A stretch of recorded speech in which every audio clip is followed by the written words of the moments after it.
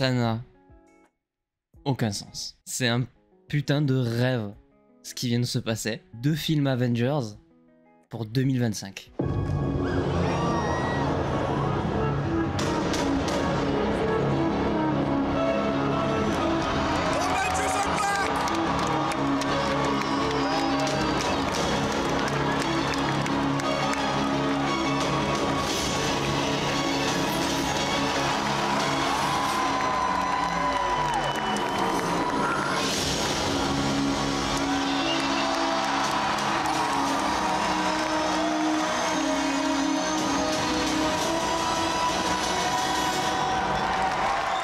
J'avoue que ça m'a sorti du fait que derrière il y avait le trailer de Black Panther. Je m'en foutais un peu parce que du coup ils ont terminé avec Black Panther. Mais genre, putain, il y a 2 films Avengers qui ont été officiellement annoncés.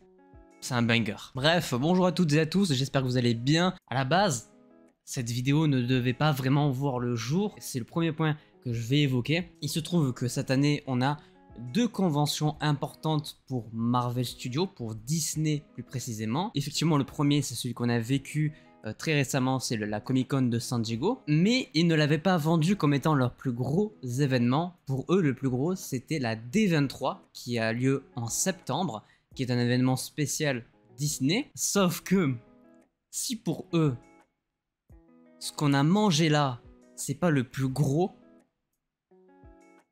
je sais pas ce qu'on va prendre dans la tronche à la D23. Parce que vraiment, et je le dis, la Comic Con de 2019 avec l'annonce de la phase 4, à côté de ça, c'est rien. Bref, vous l'avez compris, aujourd'hui on va faire un petit récapitulatif de toutes les annonces de Marvel Studios. Première annonce, ils nous ont remis le tableau de la phase 4 du MCU avec une date de fin puisque les programmes She-Hulk et Black Panther Wakanda Forever seront les 2 programmes qui vont conclure cette première phase d'une saga légendaire. Alors j'avoue avoir été comme tout le monde assez surpris qu'ils arrêtent la phase 4 après Black Panther Wakanda Forever parce que du coup on n'aurait eu que 2 ans de phase, ce qui quand on compare à l'époque est ridicule par rapport aux 3 autres phases, sauf que évidemment depuis maintenant 2 ans Marvel Studios a multiplié les programmes, donc finalement certes ça dure moins d'années, mais il y a tout autant, voire plus de programmes. Ils ont donc commencé par ça, fin de la phase 4, Wakanda Forever. Et derrière, personne ne s'y attendait,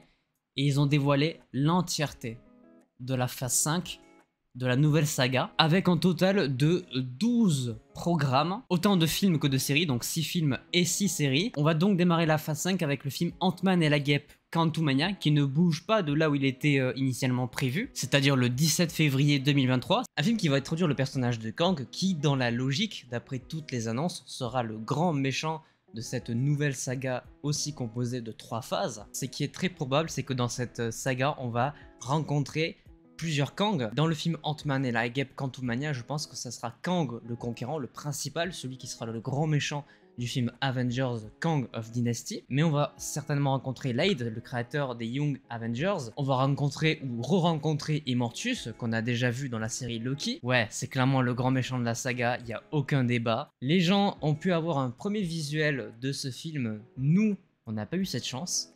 Cela dit, évidemment, ça a leak. Alors, je ne l'ai pas regardé en entier, mais il y a 2 phrases que j'ai retenues et qui m'ont beaucoup hype. La première, c'est une phrase prononcée par Ant-Man qui dit la phrase suivante: est-ce que tu ne serais pas un Avengers? Et la personne en face, Kang, le regarde et répond: je ne t'ai pas déjà tué toi? Ouais, mesdames et messieurs, Kang va être exceptionnel. Je vais d'abord faire les films, ensuite on s'attaquera aux séries. Le deuxième programme, c'est les Gardiens de la Galaxie volume 3 qui se voit offert un nouveau logo et qui, comme Ant-Man 3, est toujours prévu à la même date, c'est-à-dire le 5 mai 2023. Un film qui va évoquer le passé de Rocket, qui va nous présenter le personnage du maître de l'évolution, donc c'est confirmé, il sera bien dans le film. La même chose pour Adam Warlock, puisque l'acteur était présent sur scène. Sûrement le film que j'attends le plus, parce que c'est le dernier film des Gardiens de la Galaxie avec cette équipe-là, c'est le dernier film réalisé par James Gunn. Il le décrit comme un film très triste, donc je suis inquiet et curieux à la fois, parce que forcément j'ai pas envie que mes personnages préférés meurent, et en même temps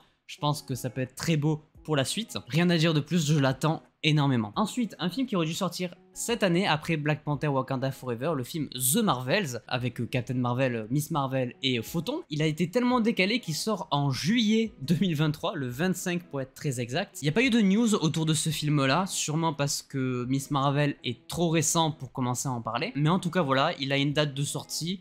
On verra ce que ça donne, mais c'est pas le programme le plus important pour moi.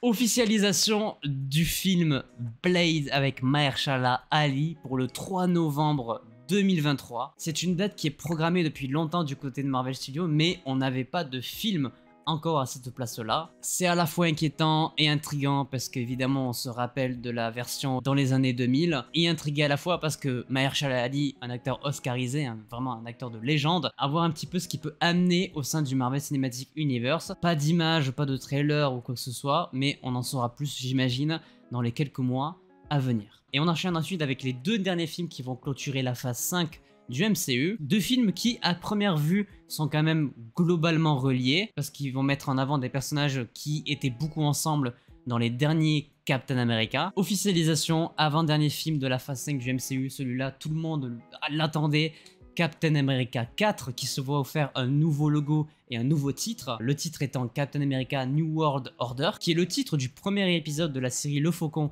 et le Soldat de l'Hiver. Qu'est-ce que je voulais que je vous dise? C'est un film que le monde entier attend. En dehors d'Avengers, c'est la trilogie la plus réussie pour moi et pour beaucoup de monde du MCU. On sait qu'ils vont reprendre un petit peu cette ambiance politique thriller qu'il y avait dans les 3 premiers. Donc vraiment hâte de ce film-là qui est prévu pour le 3 mai 2024. Et juste derrière, pour clôturer la phase 5, le film Thunderbolt a été annoncé. Sortie prévue pour le 26 juillet 2024.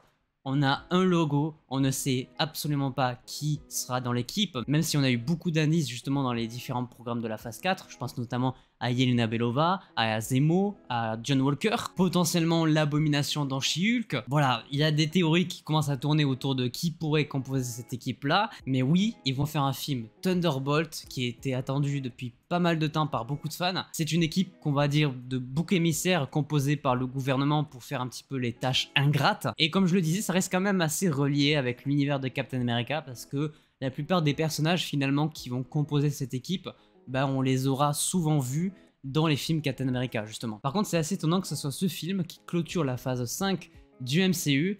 Mais voilà, ils nous ont dévoilé tous les programmes et maintenant, parlons des séries. La première, beaucoup attendue parce que c'est un arc très important des comics, la série Secret Invasion va sortir donc printemps 2023, sûrement après la saison 2 de What If. Nouveau logo, retour de Nick Fury, normalement apparition de Emilia Clarke, même si elle n'a pas été officialisée. On n'a pas eu beaucoup d'informations autour de cette série-là, il y a un visuel qui a été montré aux gens présents sur place, mais pas à nous. Donc à part vous dire que je suis curieux de voir un petit peu ce que ça peut donner parce que j'ai beaucoup lu les comics de Secret Invasion, et patience. Ensuite nous avons Echo, un peu osef, parce que je vous avoue que je sais pas le truc qui me hype le plus, qui est prévu pour l'été 2023. Aussi prévu pour l'été 2023 qui est actuellement en cours de tournage, la saison 2 de Loki, qui celle-là je l'attends énormément avec un retour de Kang, un retour de Loki, un retour de Lady Loki aussi. Donc très hâte de voir aussi ce que ça peut donner. Juste derrière, prévu pour automne 2023, la série Iron Heart, qui va mettre en avant le personnage de Riri Williams, qu'on va découvrir très prochainement dans le film Black Panther Wakanda Forever. Je pense que je me prononcerai un petit peu plus quand on aura vu sa première apparition, justement, parce que pour l'instant, on ne sait pas trop où est-ce qu'ils vont aller. Série pour l'hiver 2023 ou début 2024, Agatha Coven of Chaos, série qui a changé de titre parce qu'avant c'était House of Harkness. C'est une série qui est concentrée sur le personnage de Agatha Harkness qu'on a découvert dans la série WandaVision. Pareil, pas beaucoup de news. En réalité, les séries, on n'a pas beaucoup d'informations à se mettre sous la dent. C'est surtout les films qui nous ont fourni beaucoup d'informations durant cette Comic-Con. Donc voilà, pas plus d'informations, mais évidemment, curieux de voir ce que ça peut donner parce que c'est un personnage assez puissant. Et enfin, yes, merci Marvel Studios d'officialiser ce genre de programme. Printemps 2024, le retour de Charlie Cox, le retour de Daredevil dans le Marvel Cinematic Universe, une série qui va être composée de 18 épisodes. C'est vrai que c'est beaucoup, je me demande comment ils vont organiser ce bordel. La série s'appelle Daredevil Born Again, directement inspirée du comics du même nom. Ça, c'est une annonce qui fait extrêmement plaisir parce que c'est sûrement la meilleure série Marvel qu'on ait eue depuis l'existence de Marvel au cinéma. Vraiment, la série Netflix Daredevil, waouh!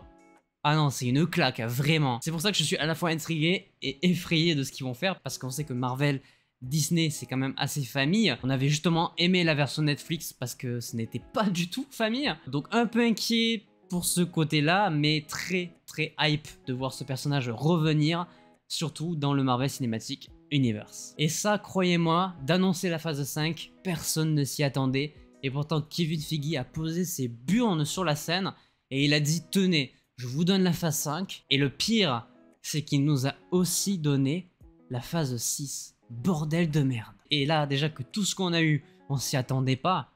Mais là, les gars, enfin, 2 films Avengers à 6 mois d'intervalle ont été annoncés par Kevin Feige.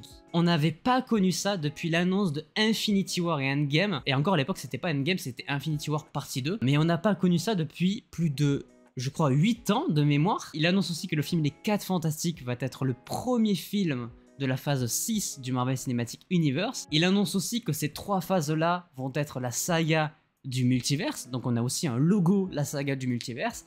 Et derrière, vidéo, Avengers The Kang Dynasty et Avengers Secret Wars.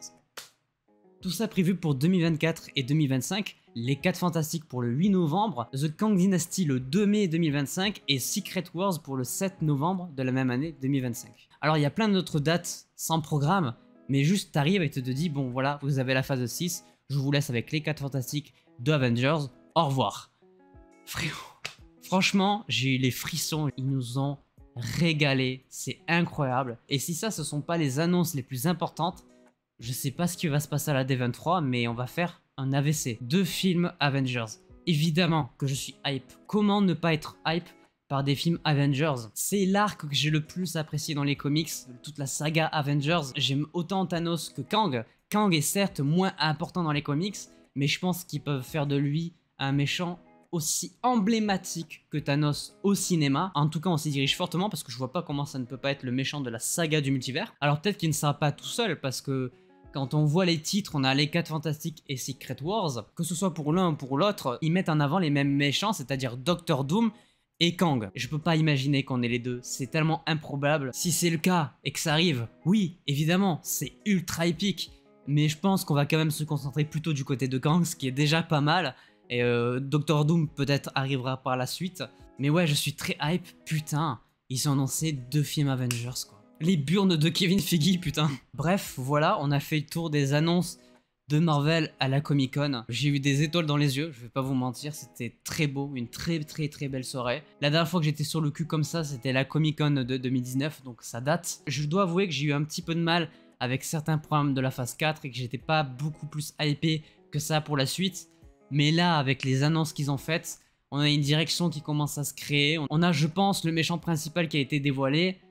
Ouais, ça y est, je suis hype pour la suite de Marvel Studios au cinéma. Voilà, longue vidéo. J'ai eu beaucoup de mal à parler, mais j'espère que ça a été. J'espère que cette vidéo vous aura plu. N'hésitez pas à laisser un petit pouce bleu si c'est le cas, à vous abonner, à activer la cloche pour ne pas manquer les prochaines vidéos. Et croyez-moi, avec tous les programmes qui avaient été annoncés, oui, il va y avoir des milliards de vidéos sur Marvel Studios, de réactions, tout ça, sur la chaîne ces prochaines années. Et voilà, portez-vous bien, c'était votre Captain.